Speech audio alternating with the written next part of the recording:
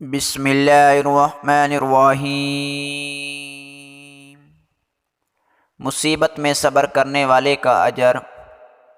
صبر وقت مانگتا ہے اور وقت صبر مانگتا ہے۔ صبر خاموشی اور لا تلقی بہترین انتقام ہے۔ ہم تکلیف کے جس مقام پر بھی ہوں، ہم سے آگے ضرور کچھ لوگ ہوتے ہیں۔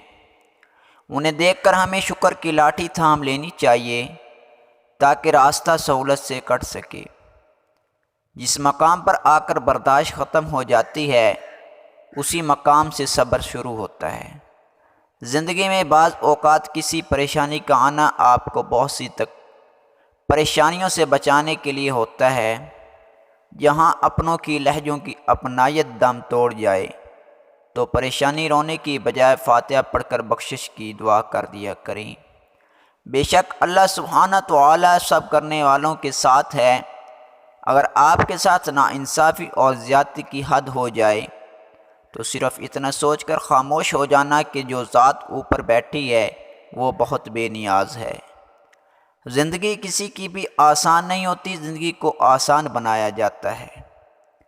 پیار سے، خلوص سے اور برداشت سے۔ انسان ہمیشہ تکلیف میں ہی مجھ سیکھتا ہے، خوشی میں تو پچھلے سبق بھی بھول جاتے ہیں۔ بے شک مشکل وقت بتا کر نہیں آتا، مگر سکھا کر اور سمجھا کر بہت کچھ جاتا ہے۔ صبر کا گھونٹ دوسروں کو پلانا آسان ہے، خود پیتے ہوئے پتہ چلتا ہے کہ ایک ایک قطرہ کتنا مشکل ہوتا ہے۔ دکھ انسان کو یا تو ریت کی طرح ڈھا دیتا ہے یا پھر چٹان کی طرح سخت بنا دیتا ہے۔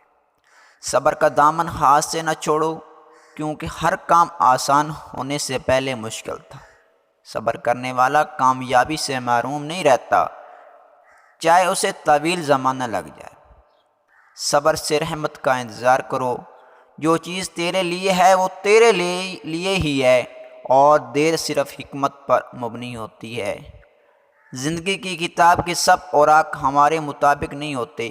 اگر کوئی ایسا ورق سامنے آ جائے جس میں رامتیں نہ ہوں تو صبر کر لینا چاہیے۔ صبر ایک ایسی سواری ہے جو اپنے سوار کو گرنے نہیں دیتی، نہ کسی کے قدموں میں نہ کسی کی نظروں میں۔ دعا ہے اللہ تعالی ہم سب کو بھی برے وقت سے بچائے اور صبر شکر ادا کرنے کی توفیق عطا فرمائے۔